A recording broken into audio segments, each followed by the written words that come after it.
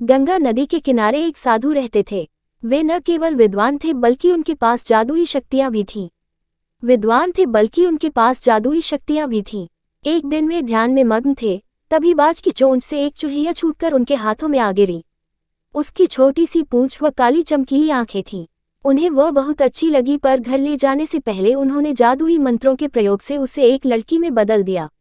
वे उस लड़की को घर ले जाकर पत्नी से बोले, तुम हमेशा से संतान चाहती थी न, तो लो आज से यही हमारी पुत्री है, इसे पूरी देखभाल व स्नेह से पालो।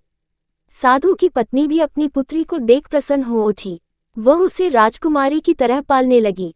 साल बीतते गए, नन्ही लड़की एक सुंदर युवती बन गई।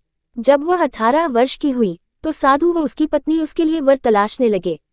साधु ने कहा, मेरी बिटिया का विवाह ऐसे व्यक्ति से होना चाहिए जो सबसे बड़ा हो।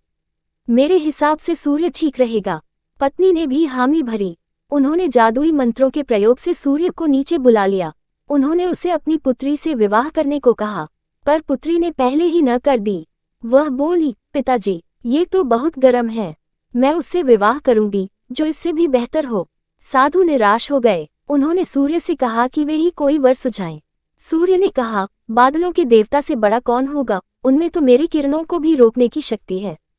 साधु ने बादलों को नीचे बुलाया व अपनी पुत्री से विवाह करने को कहा, पर इस बार फिर पुत्री ने मना कर दिया। वह बोली, ये तो कितना बदसूरत है, मैं इससे विवाह नहीं कर सकती। साधु ने बादल देवता से कहा कि वही कोई अच्छा वर सुझा दें। वे बोले, पवन देवता ठीक रहेंगे, वे तो मुझे भी अपने फूंक से उड़ा देते हैं। साधु ने पवन देवता को बुलाकर अपनी पुत्री से विवाह करने को कहा।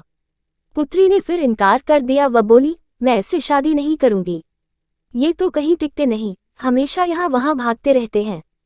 साधु ने पवन देव से पूछा, क्या मेरी पुत्री के लिए ऐसा वर हो सकता है जो आपसे भी बेहतर हो? पवन देव ने कहा कि पर्वत देव मजबूत व ऊंचे हैं, वे मेरा भी रास्ता रोक देते हैं। साधु ने पर्वत देवता से कहा कि वह उसकी पुत्री से विवाह कर लें।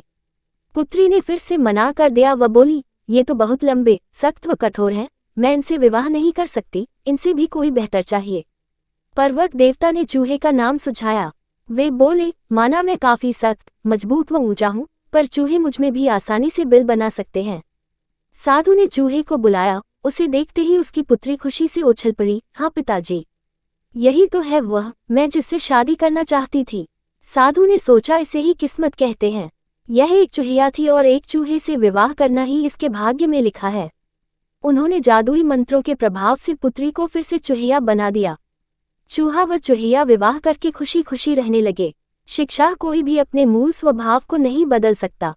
थैंक यू दोस्तों, अगर आपको यह वीडियो अच्छा लगा हो तो लाइक एंड सब्सक्राइब कीजिए यह चैनल। Thanks for watching.